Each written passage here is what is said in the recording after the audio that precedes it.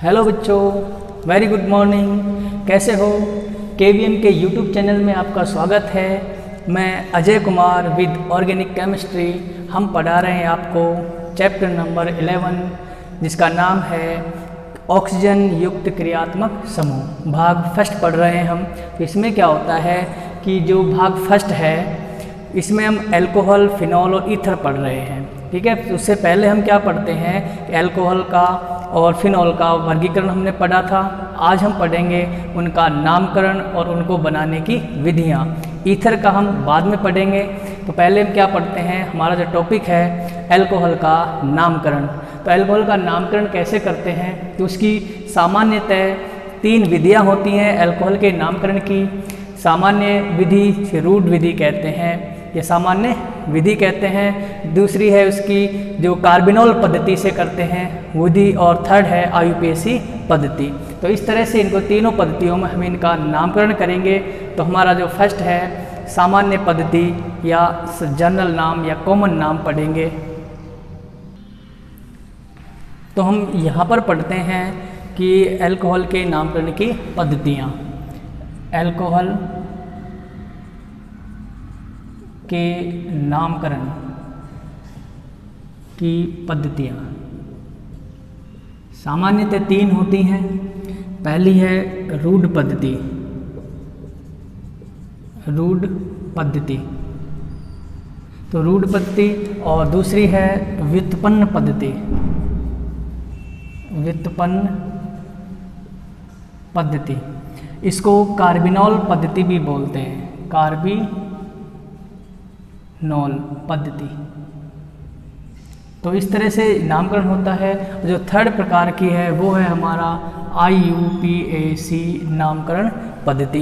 तो आईयूपीएसी नामकरण पद्धति में क्या होता है, सबको पता है, वही हाइड्रोकार्बन के नाम लिखते हैं। तो पहली पद्धति जो रूढ़ पद्धति है, सामान्य पद्धति है, उसमें क्या लिखते हैं, इनको ट्राइबल नेम भी बोलते हैं। तो ट्राइबल नेम यानी रूढ़ पद्धति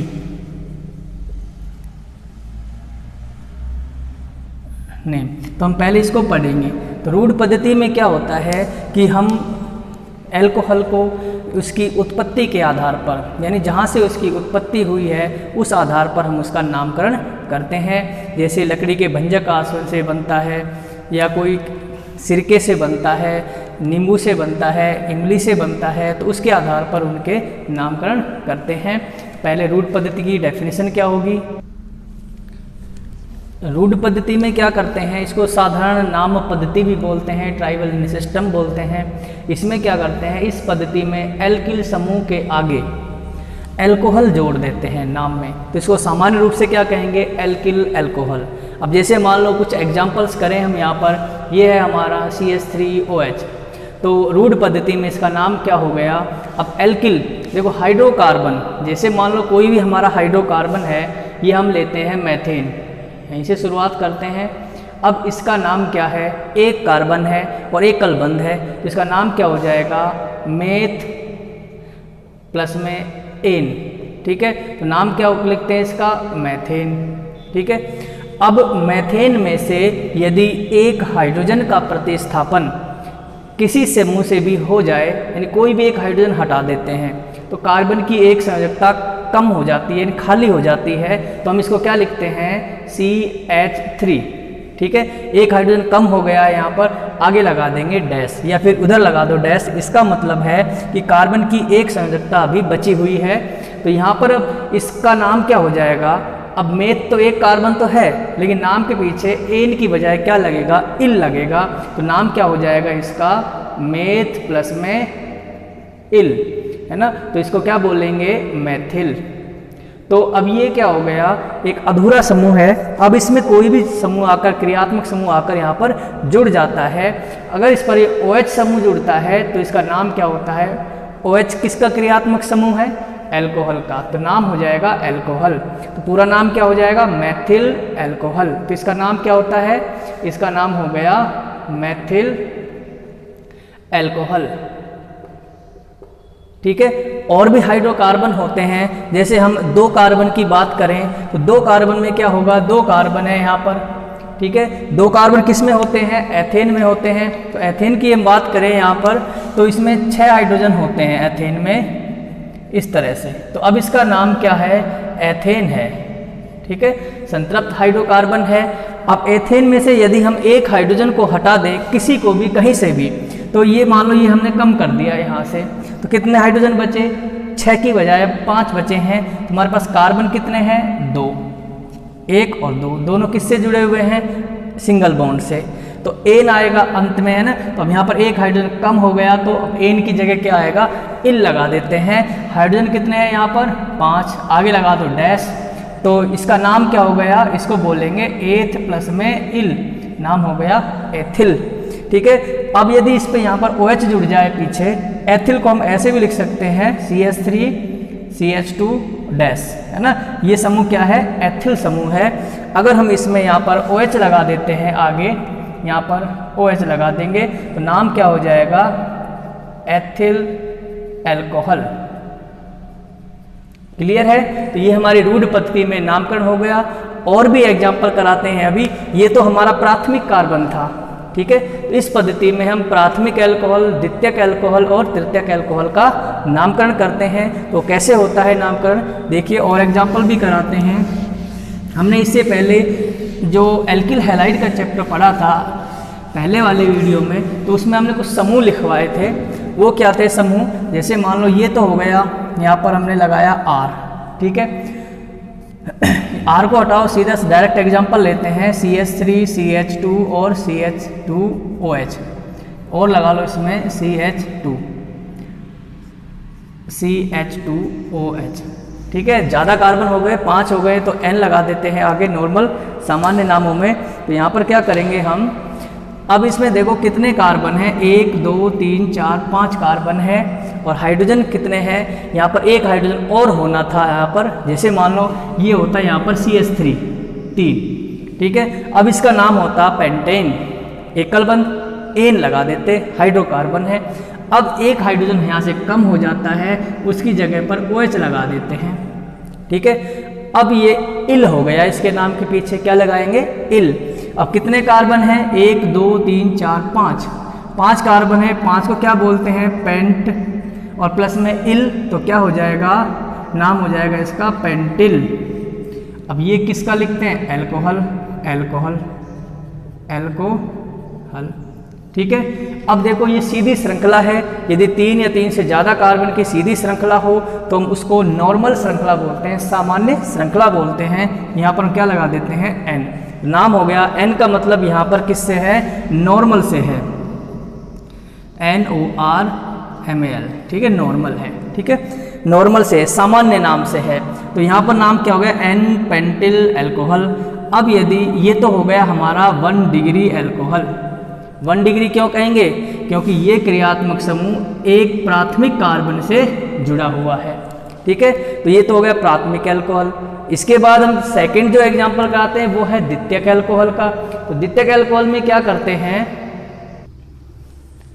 उसके लिए हम सेकेंडरी कार्बन लेंगे, इन्हीं को ले लेते हैं, CH3 CH2 और CH, ये 3 कर दिया हमने यहाँ पर।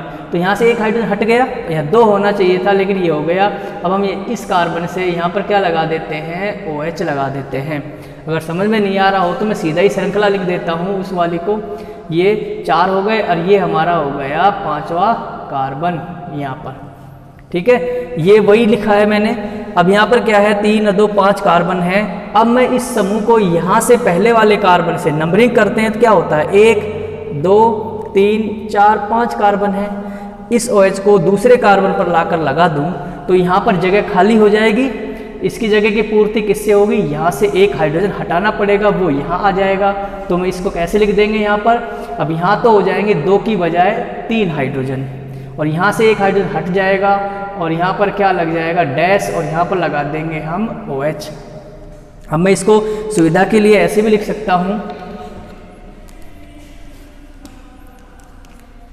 ऐसे लिख सकते हैं हम, CH2 CH3 CH2 CH OH और CH3, 3 और 2 5, ठीक है। अब देखो ये OH किससे जुड़ा हुआ है, ये है द्वितीयक कार्बन से, 2 डिग्री कार्बन से जुड़ा हुआ है इसमें। तो ये क्या कहलाएगा, सेकेंडरी एल्कोहल, द्वितीयक एल्कोहल।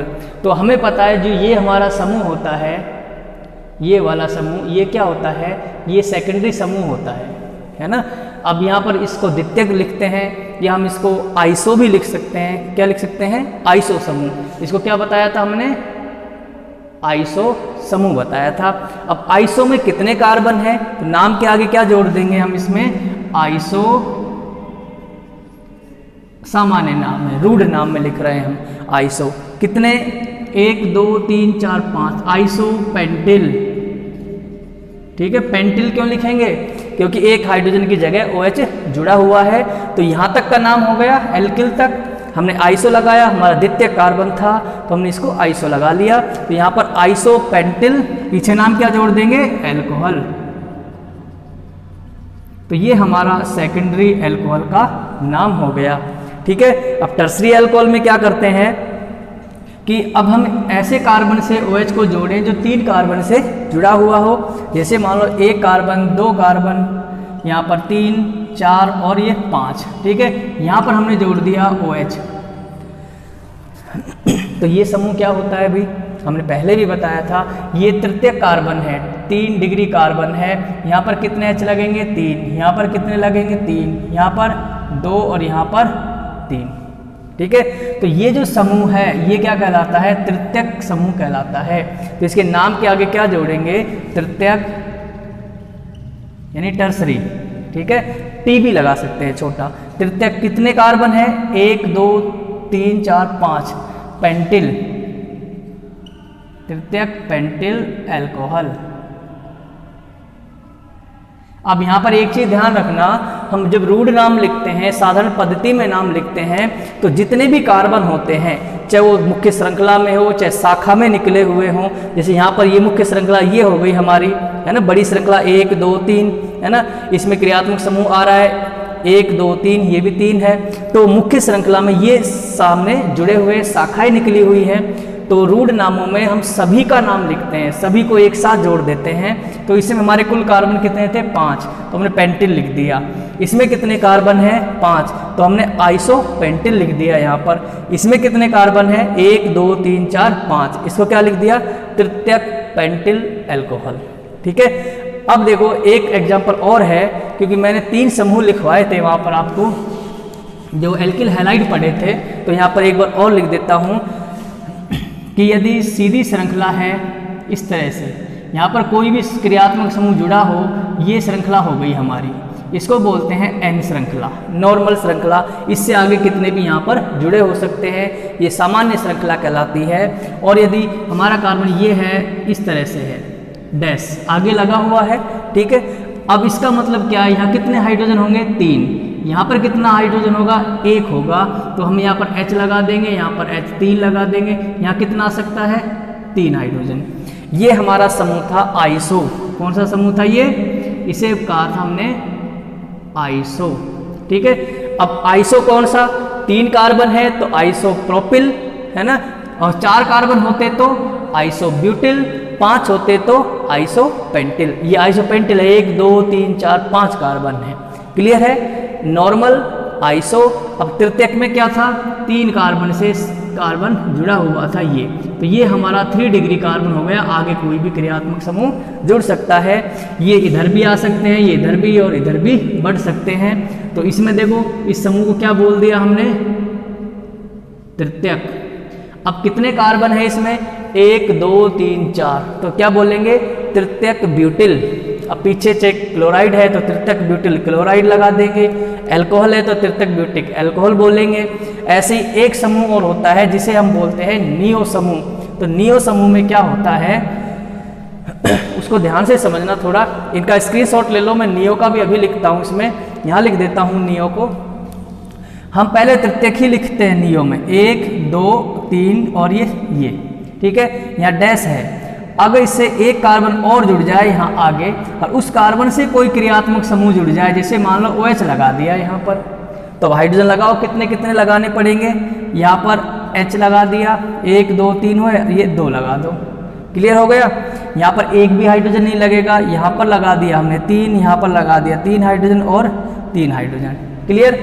अब देखो ये जो OH है ये किससे जुड़ा हुआ है, इस कार्बन से जुड़ा हुआ है। ये कार्बन कैसा है, प्राथमिक कार्बन है, प्राइमरी कार्बन है। अब ये प्राइमरी कार्बन किससे जुड़ा हुआ है, टर्सरी कार्बन से।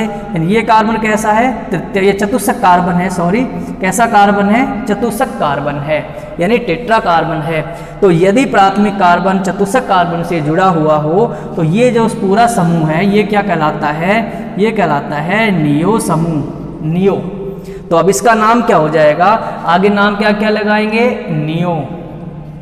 अब कितने कार्बन है, 1 2 3 4 5, टोटल 5 कार्बन है, क्या लिखेंगे, पेंटिल, नियो पेंटिल। अब पीछे क्रियात्मक समूह कौन है, अल्कोहल, तो नाम क्या हो जाएगा, अल्कोहल। ठीक है, इस तरह से हम इसका प्राथमिक, द्वितीयक और तृतीयक प्रकार के अल्कोहलों को लिख देंगे। तो सामान्य रूढ़ पद्धति में कितने समूह होते हैं, एक तो होता है सामान्य समूह, दूसरा होता है आइसो समूह, आइसो समूह, तीसरा होता है तृतीयक समूह और चौथा होता है नियो समूह, है ना। ये 4 समूह इंपॉर्टेंट है, याद रखना, सामान्य नाम में आते हैं बार बार, इसको N से इंडिकेट करते हैं। ये द्वितीयक कार्बन है, ये तृतीयक कार्बन है और ये प्राथमिक कार्बन से ही क्रियात्मक समूह जुड़ा हुआ है, लेकिन उसके आगे चतुष्क कार्बन जुड़ा है। तो ये तो हो गई हमारी रूढ़ पद्धति। जितने ज़्यादा एग्जाम्पल करोगे उतने ही ये याद होते चले जाएंगे। तो इनका तो जितना ज़्यादा प्रैक्टिस करोगे उतने ही ये याद हो जाते हैं। तो हमारी रूढ़ पद्धति कंप्लीट हुई। इसके बाद जो हमारी नेक्स्ट पद्धति है उसे कहते हैं कार्बिनॉल पद्धति या कार्बिनॉल पद्धति या व्युत्पन्न पद्धति। इनको ट्राइबल नेम भी बोलते हैं। तो इनमें कार्बिनॉल पद्धति में क्या होता है, तो ट्राइबल नेम हमने इससे पहले जो पढ़े थे यानी साधारण पद्धति के पढ़े थे, तो ये हम कार्बोनिल पद्धति बोलते हैं।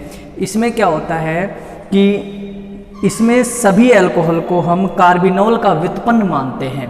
यानी कार्बिनॉल क्या होता है, जैसे मान लो हम ये माने कि CH3OH, ठीक है, ये क्या होता है, मैथिल अल्कोहल है।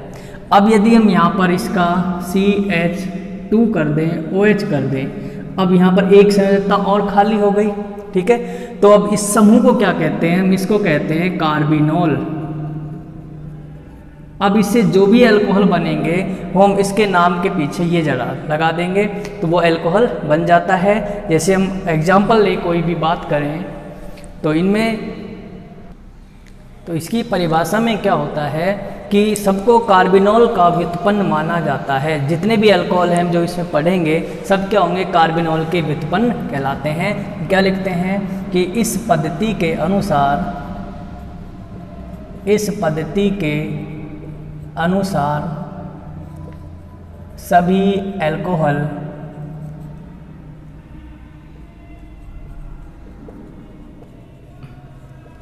को कार्बिनॉल,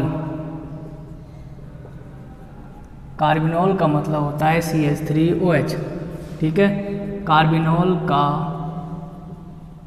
व्युत्पन्न माना जाता है ना। तो अल्कोहल में ये थोड़ा सा स्पेशल है इसका नाम। तो हम जैसे मान लो ये कार्बिनॉल है, अगर मान लो यहाँ पर हमने एक हाइड्रोजन हटा दिया, इसका यहाँ पर लगा दिया एक CH3 एक्स्ट्रा लगा दिया, तो हमारा जो मेन जो चीज़ है जिसका नाम हमने कार्बिनॉल रखा है वो तो ये है CH2OH।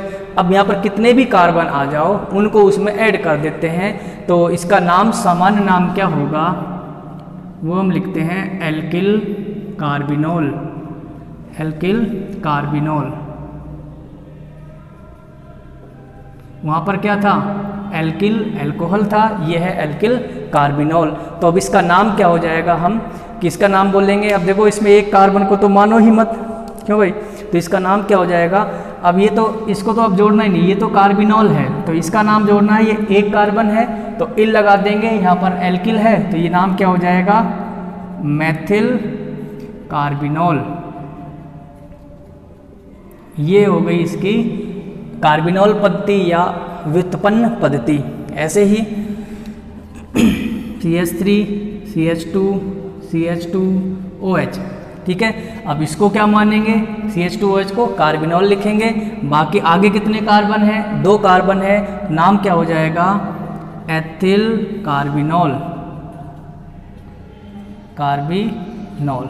इस तरह से हम इनका व्युत्पन्न पद्धति में हम नामकरण करते हैं। इसका स्क्रीनशॉट ले लो आप। और एग्जाम्पल कराते हैं इसके एक दो। तो हम जब इसके और एग्जाम्पल सबके एक साथ कराएंगे हम, जैसे मान लो कोई नाम लिखना हो, द्वितीयक एल, ये तो हमारा प्राथमिक एल्कोहल था। अब द्वितीयक एल्कोहल लिखेंगे, जैसे मान लो हम इसको ऐसे लिख दें CH3CH2, यहाँ पर CH है और यहाँ पर क्या लगा दिया हमने CH3 और ये OH, वही द्वितीयक एल्कोहल उसी का है। तो इसका अगर हम सामान्य पद्धति में नाम लिखें तो क्या होगा, 1 2 3 4 आइसोब्यूटिल एल्कोहल। तो सामान्य पद्धति में इसका नाम क्या है, सामान्य पद्धति में इसका नाम है आइसोब्यूटिल एल्कोहल। और कार्बिनॉल पद्धति में क्या नाम होगा, तो जो सबसे छोटा यानी जिसमें ये वाला कार्बन है इसको OH के साथ मानते हैं, इससे OH जुड़ा हुआ है, तो ये तो क्या कहलाएगा, कार्बिनॉल ही कहलाएगा। क्या कहलाएगा, कार्बिनॉल। इस कार्बन को उसमें शामिल नहीं करते हैं। तो यहाँ पर ये क्या हो जाता है इसका नाम, तो इसको लिखेंगे एथिल मेथिल। अब देखो यहाँ पर क्या जुड़े हुए हैं, हमारा मेन कार्बन ये है, ये प्रतिस्थापी का काम कर रहे हैं, ये एथिल समूह जुड़ गया, ये हमारा मेथिल हो गया। पहले कौन आता है, एथिल आता है, तो नाम हो जाएगा इसका व्युत्पन्न, इसमें कार्बिनॉल पद्धति में, कार्बिनॉल पद्धति में इसका नाम होगा एथिल मेथिल। भैया एल्किल लिख दिए हमने, एल्किल, एल्किल में कौन है, एथिल है, मेथिल है, और ये तो क्या है, कार्बिनॉल है। यहाँ पर आ जाएगा कार्बिनॉल, एथिल मेथिल कार्बिनॉल। ये इसका कार्बोनिल पद्धति में, कार्बिनॉल पद्धति में इसका नामकरण हो गया। इस तरह से हम इनका नामकरण कर। जो हमारी तीसरी पद्धति है वो है IUPAC पद्धति। तीसरा क्या है, IUPAC पद्धति, है ना। इसके जो कार्बोनिल पद्धति के नाम है वो थोड़े ज़्यादा इंपॉर्टेंट होते हैं, उसके एग्जाम्पल आते हैं व्युत्पन्न पद्धतियों में से। तो IUPAC में इनको क्या कहते हैं, एल्केनॉल कहते हैं। इस पद्धति में इस पद्धति में एल्कोहल को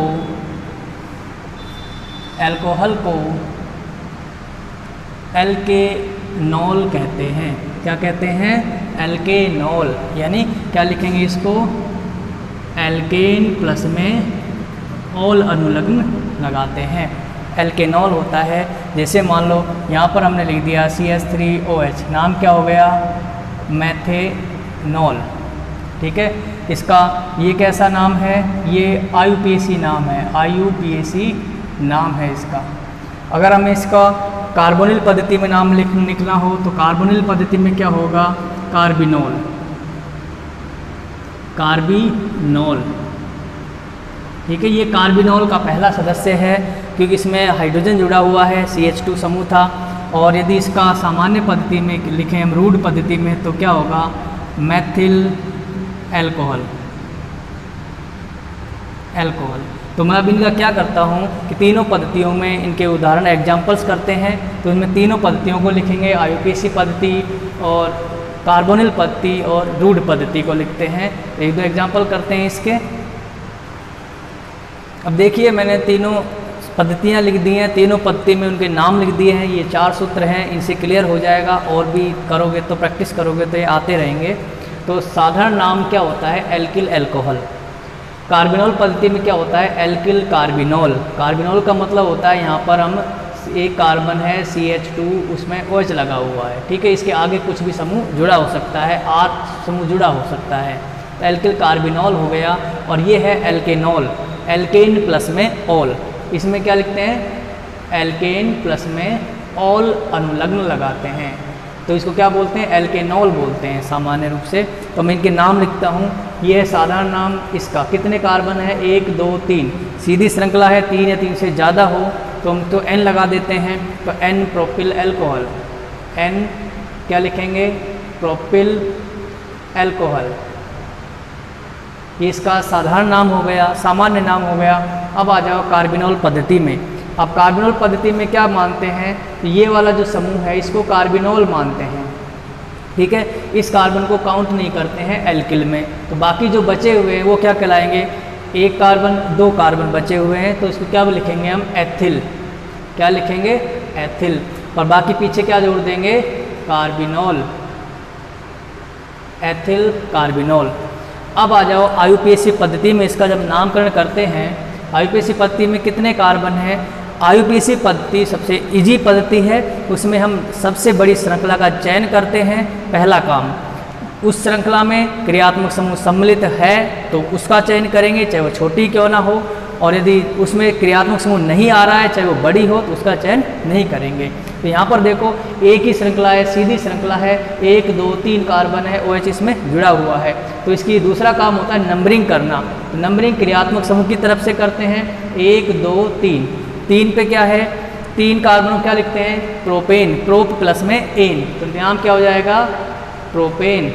अब देखो ऑल कितने पर है, एल्कोहल हमारा 1 पर है, 1 2 और 3, 1 पर ऑल है तो लिख देंगे 1 ऑल, ठीक है। ये IUPAC नाम है, लेकिन हम इसको एक को हम सामान्यतः लिखते नहीं हैं, तो हम इसको क्या लिख सकते हैं, प्रोपेनॉल भी लिख सकते हैं। क्लियर है, ये हमारा एक एग्जाम्पल हो गया। अब सेकंड एग्जाम्पल है, ये देखो कौन सा समूह जुड़ा हुआ है, आइसो, है ना। तो साधारण नाम में आइसो लगाएंगे। कितने कार्बन है आइसो में, 3 है या 4 हैं।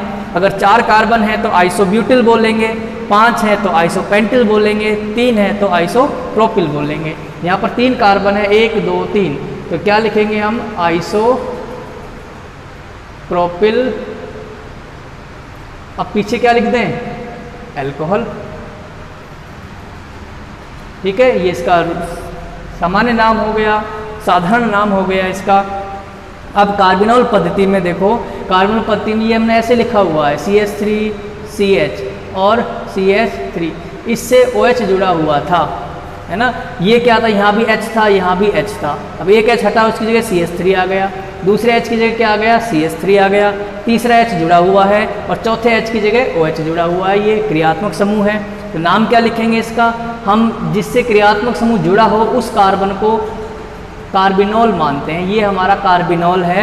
अब इस कार्बिनोल से क्या जुड़े हुए हैं, 2 मैथिल समूह जुड़े हुए हैं, तो इनको क्या बोलेंगे, एक मैथिल और ये दूसरा मैथिल, तो नाम क्या हो जाएगा, डाई मैथिल कार्बिनोल। तो इसका नाम क्या लिखेंगे हम, डाई मैथिल कार्बिनोल। अगर ये एथिल होते, एक मैथिल होता, तो हम लिखते एथिल मैथिल कार्बिनोल। तो इसका नाम क्या हो जाएगा, डाई मैथिल कार्बिनोल, ठीक है। ये इसका कार्बिनोल पद्धति में नाम हो गया। अब ये है इसका IUPAC नाम करते हैं, सबसे बड़ी श्रृंखला का चयन करते हैं, क्रियात्मक समूह उसमें आना चाहिए। तो यहाँ पर ध्यान रहे कि बड़ी श्रृंखला 1 2 और ये ऐसे है, ठीक है, इसमें ये OH जुड़ा हुआ है। तो बड़ी श्रृंखला क्या है, 1 2 3 की है। इसको ऐसे मुख्य श्रृंखला मत मानना, ये गलत है। हमें क्या मानना है, इस कार्बन को भी सम्मिलित करना है। क्यों, क्योंकि इसके दूसरे कार्बन पर ये OH जुड़ा हुआ है। तो इसका नाम जो क्या हो जाएगा, हम कैसे लिखेंगे, पहले तो हम रूढ़ नाम लिखते हैं। रूढ़ नाम में देखो कौन सा कार्बन है, ये तृतीयक कार्बन है, टर्सरी कार्बन है। तो तृतीयक नाम क्या क्या लगाएंगे, तृतीयक।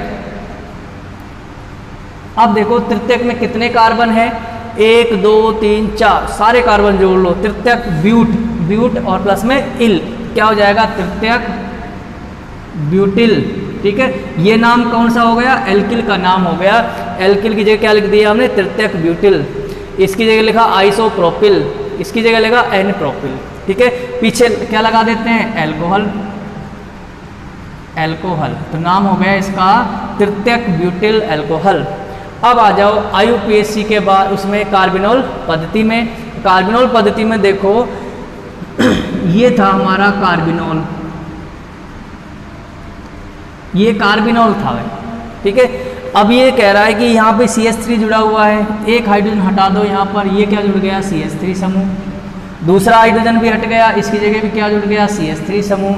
तीसरे की जगह भी क्या जुड़ गया, CH3 समूह। अब जुड़े किससे हैं ये, इसी कार्बन से जुड़े हुए, इस वाले से। इसका नाम क्या था, कार्बिनोल था। यानी कार्बिनॉल के व्युत्पन्न होते हैं सभी। तो 3 मैथिल समूह जुड़े हुए हैं, तो नाम क्या लिखेंगे हम इसका? यहाँ पर 2 जुड़े हुए थे, यहाँ 3 जुड़े हुए हैं, नाम क्या हो जाएगा इसका? Try Maithil carbinol. क्या लिख देंगे हम? Try Maithil carbinol. क्लियर है? अब IUPAC में बड़ी श्रृंखला का चयन करो, 1 2 3 कार्बन। अब ये प्रतिस्थापी का काम करेगा। कितने नंबर पर है? 2 नंबर पर है, तो लिखेंगे इसको 2 मैथिल। और प्रोपेन डबल यानी OH कितने पर है? 2 नंबर के कार्बन से जुड़ा हुआ है, तो इसको लिखेंगे 2 ऑल। आ गया होगा समझ में? अब लास्ट नाम है, इसमें देखो नियो समूह जुड़ा हुआ है, तो हम यहाँ के लिखेंगे नियो। कितने कार्बन है नियो से? 1 2 3 4 5 कार्बन है भाई। Neo pentyl alcohol. ठीक है, नियो पेंटिल एल्कोहल। कार्बिनॉल पद्धति में क्या लिखते हैं? अब यहाँ पर देखो ये जो हमारा समूह है ये क्या कहलाएगा? कार्बिनॉल कहलाएगा। CH3 के 1 हाइड्रोजन से ये तृतीयक कार्बन जुड़े हुए हैं, तो इसको चतुष्क कार्बन जुड़ा हुआ है, तो इसको नाम जब लिखते हैं तो क्या लिखते हैं इसको? यहाँ पर तो हमने नियो पेंटिल एल्कोहल लिख दिया। अब कार्बिनॉल पद्धति में क्या लिखेंगे इसको? तृतीयक ब्यूटिल। भाई यहाँ पर इसको क्या लिखेंगे? ये जो समूह है, ये वाला समूह, ये यहाँ पर आ गया, यहाँ क्या लिखा था? तृतीयक ब्यूटिल। अब वहाँ पर क्या लिख देंगे? तृतीयक ब्यूटिल। और नाम के पीछे ये क्या है? कार्बिनॉल है, तो यहाँ पर लिख दो तृतीयक ब्यूटिल कार्बिनॉल। ठीक है, और IUPAC नाम लिखेंगे तो क्या होगा? सबसे बड़ी श्रृंखला चयन करो, ये हमारी सीधी बड़ी श्रृंखला है, यहाँ से यहाँ तक कितने कार्बन है? 1 2 3। ये प्रतिस्थापी का काम करते हैं। कितने नंबर पर है? 2 पर। तो वहाँ क्या लिखेंगे? IUPAC में 2,2 डाई मैथिल। ये प्रतिस्थापी लिख दिया हमने। कितने कार्बन है इसमें? 3। तो क्या लिखेंगे? Propane dimethyl propane. अब देखो क्रियात्मक समूह 1 नंबर पर है, तो 1 ऑल। ये इसको ऐसे भी लिख सकते हैं, 2,2 डाई मैथिल प्रोपेनॉल भी लिख सकते हैं इसको। तो ये हो गए इनके IUPAC नाम, कार्बिनॉल पद्धति के नाम और साधारण नाम। इसके बाद हम बात करते हैं फिनॉल पर, है ना। ये तो अल्कोहल के नाम थे, इसका स्क्रीनशॉट ले लो आप। फिर हम फिनॉल के नाम लिखते हैं।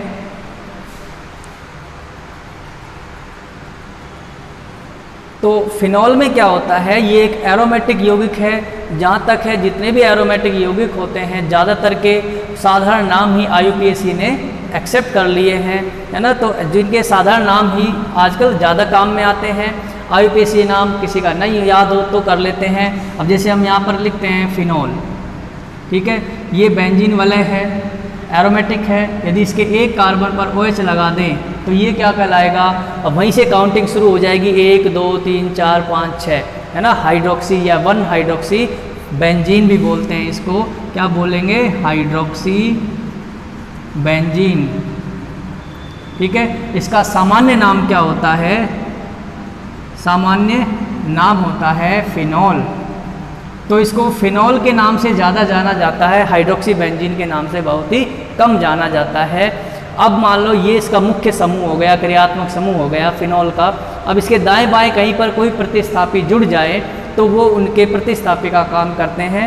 तो हम उनका नाम लिखते हैं, उनके प्रतिस्थापी की जगह लिख देते हैं। जैसे मान लो कोई CH3 जुड़ गया, इसकी ऑर्थो पोजीशन पर जोड़ दें हम यहाँ पर, ये बेंजीन वाले है, यहाँ पर OH है, इसकी ऑर्थो पोजीशन ये है, यहाँ CH3 जोड़ दिया हमने।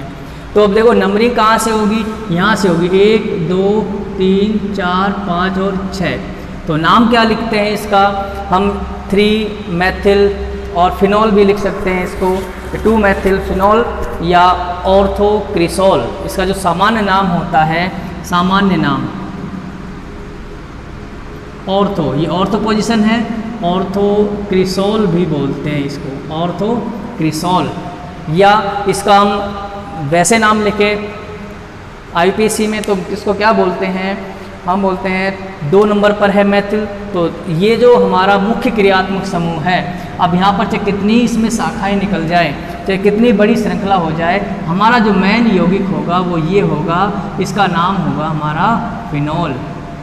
ठीक है, अब जो भी बाकी बचे हैं वो प्रतिस्थापी का काम करेंगे।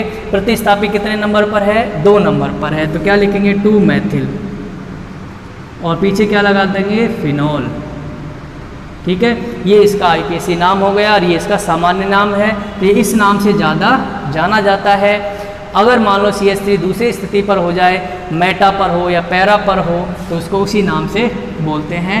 यहाँ पर ये हो गया हमारा बेंजीन वलय, यहाँ पर OH है, यहाँ पर CH3 जुड़ गया।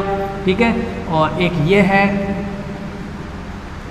यहाँ पर CH3 जुड़ गया, ये बेंजीन वलय है और यहाँ पर OH जुड़ गया।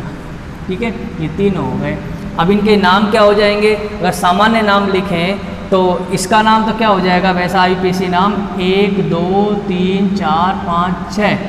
और ये कितने पर है? 1 2 3 4 5 और 6। इसका नाम लिखते हैं 3 मेथिल फिनोल। इसको लिखते हैं 4 मेथिल फिनोल। ठीक है, एरोमेटिक यौगिक है। अगर अब हम इसका सामान्य नाम लिखें तो ये तो क्या था? ऑर्थोक्रिसोल, मेटाक्रिसोल और पैराक्रिसोल, इसका नाम लिखते हैं हम इस तरह से। ये क्या हो जाएगा? ये ऑर्थो पोजीशन है, ये मेटा है, तो यहाँ लिखेंगे मेटाक्रिसोल। इसको लिखेंगे पैराक्रिसोल।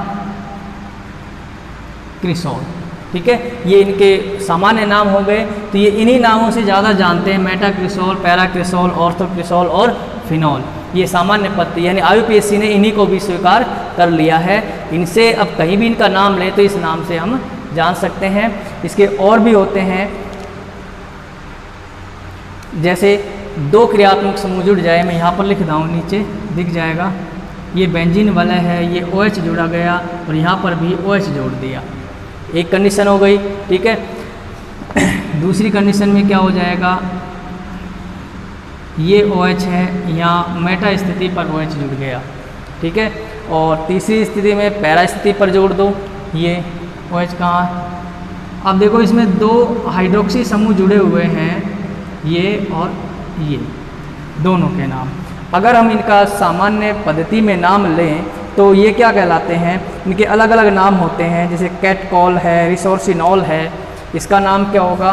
कैटकॉल। इसका होता है रिसोर्सिनॉल। रिसोर्सिनॉल और क्विनोल, उसका क्या होगा?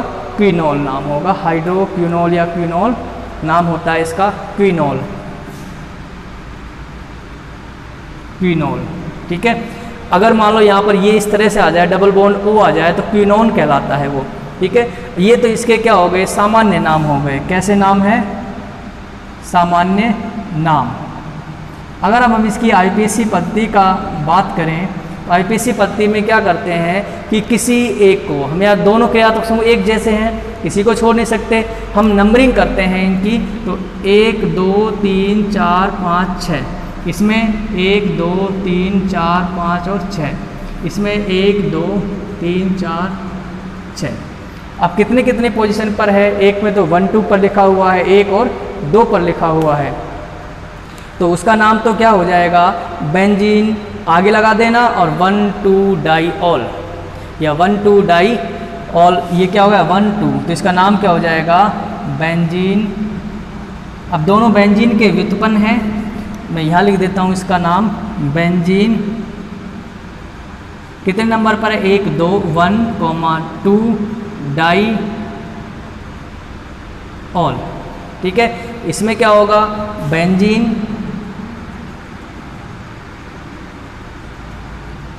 1 3 डाइऑल। इसका क्या होगा? Benzene 1 4 diol. इस तरह से हम इनके आईयूपीएससी और सामान्य नाम लिखते हैं। तो इनका स्क्रीनशॉट ले लो, और भी होते हैं, सबके नाम दिख रहे होंगे इसमें। इनका स्क्रीनशॉट ले लो, बेंजीन 1 3 डाइऑल, क्विनॉल, इस तरह से ये फिनॉल के नामकरण हो गए। इसके बाद अब हम जो पढ़ेंगे वो क्या है कि अल्कोहल को बनाते कैसे हैं, फिनॉल को कैसे बनाते हैं, अल्कोहल के रासायनिक अभिक्रियाएं क्या होती हैं, उनके बारे में पढ़ेंगे। तो इसमें इनकी प्रिपरेशन मेथड हम नेक्स्ट वीडियो में पढ़ेंगे।